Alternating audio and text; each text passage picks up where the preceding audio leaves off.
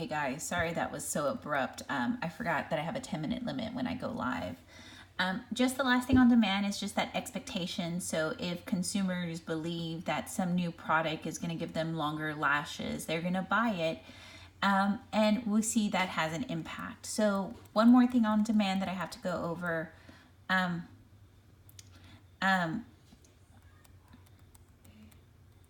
Is looking at the number of buyers. We're going to see the number of buyers will affect also the demand. So when the U.S. entered into NAFTA, our number of buyers went up, and so we saw the demand for U.S. products went up, and just that affects our demand curve. So now we're going to look at supply. And again, we are more familiar with being demanders, and most of us are not business type people, but again, if you're dealing with supply, you want to get the most profit.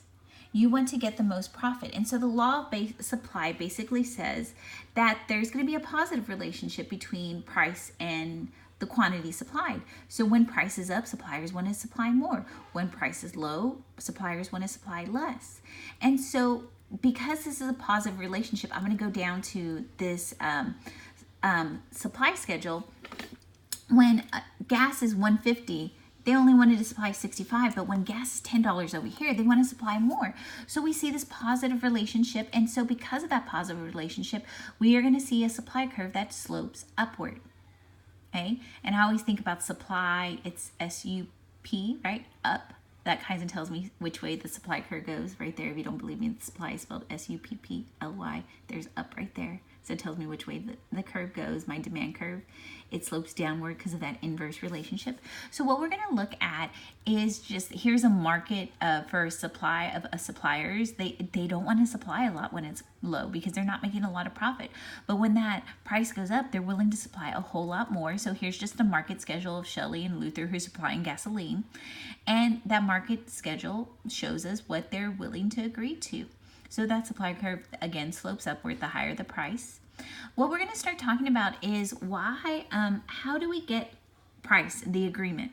And basically is where the supply curve and the demand curve intersect is going to be our equilibrium price. This is where the suppliers are agreeing to supply that much for that quantity, and the demanders are willing to demand that quantity for that price.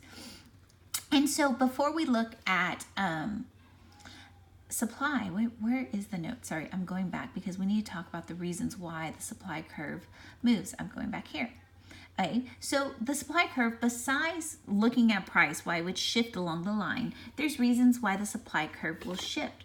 One of them is input prices. We're looking at the factors of production. The factors of production, if you had me, we call it CEL, C for capital. All of a sudden, if it costs more for a business to be able to buy its machines, all of a sudden they're going to supply less, and that supply curve will move to the left. If we see that labor goes from $7.25 an hour to $15, all of a sudden that's going to hit the business and they're going to supply less. If the land that for their products, if they're making t-shirts and cotton goes up, we're going to see that supply curve shift to the left. Okay. So the next thing is technology. Technology actually has a positive relationship on business. When new technologies come out, usually businesses are helped. So like when the light bulb came out and all of a sudden factories can produce 24/7, right? They could do shift labor. All of a sudden that supply curve shifted to the right. With the advent of the internet, all of a sudden that we could have e-commerce. And so our supply curve shifted to the right for businesses. Expectations. So a lot of businesses try to expect what the consumer wants. And so they can supply what they need at their time. So it would kind of be foolish for a business right now to be selling swimwear, because is anybody going to be demanding swimwear? So the supply of swimwear should shift to the left because it's cold. Right now, consumers want their stuff to make them warm. And so this is why Starbucks, are they producing all of those cold drinks? No, they're advertising their hot drinks so you could go in there and keep warm. Right?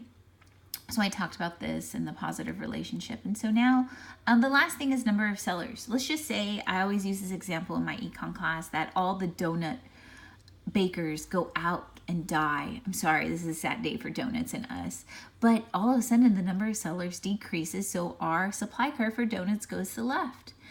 Just recently in Waxahachie, I could think about like all the new bakeries. Like we got Nothing But Bun Cakes, we got Creamy Creations, we got Bittersweet. So all of a sudden there's an Ollie's Cakes and all these different places. And so all of a sudden there's a lot more sellers. So the supply curve shifts to the left. So again, I was talking about equilibrium. This is where our supply curve, it clears the market. This is where the suppliers are agreeing to give that much of a quantity for that price, and this is where suppliers or demanders are agreeing to buy that quantity for that price. And so we are looking at a couple of things here on our graph. Okay, first off, right here, this is our equilibrium point. This is the market clearing price. Okay, right above here is a surplus. Let's just say that they're going to put a price floor, which we'll talk about in a second. If they put a price floor here, all of a sudden consumers are like, I don't want to pay $4 for that. We were okay with like $2.20. And so now all of a sudden the suppliers have this surplus because they priced it over what the consumers were willing to buy.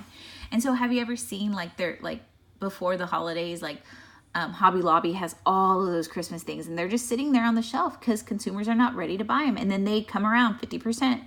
They start slashing prices, and it's to get to this market equilibrium of where the demanders are.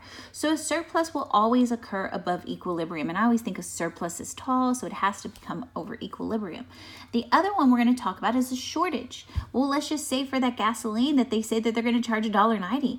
All of a sudden, the demanders are going to be like, hooray, we want that. But the suppliers are not going to want to provide that. So a shortage is always below equilibrium because we'll have excess demand. Okay, so what we're going to look at is a competitive market. And again, this is where both sides are agreeing to the willingness to exchange stuff. And then this is just going to go through the demand schedule. And so right here, this is looking at, on this page, if price tickets were set at $60.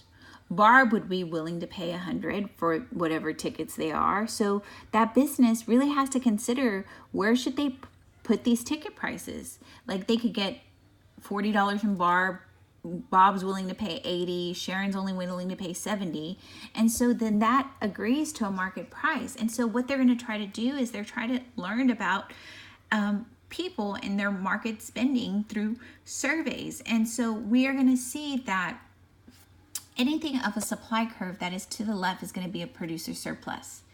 And they're going to try to match that market and figure out where the consumer is willing to buy. And so what will occur is they will collect data of figuring out that equilibrium. And they're like, okay, when we could figure out that equilibrium price, let's just say it's here, $20, right? If they go anything over that, they're going to have a surplus, right? And so the producer's going to lose out. And so total surplus is just looking at that. So right here, this graph is really good about talking about surpluses. So when price is really high, this is a consumer surplus. They don't want to buy that. Over here, we see the producer surplus, the excess that they have. Okay, and this is just going through it about that stuff. Okay, I'm going to stop here and we're going to talk about market equilibrium. We already talked about that. That's where everything agrees to the market price. The producer is willing to offload that stuff at that price, at that quantity, and the consumer is willing to buy that. The next thing we're going to look at elasticity.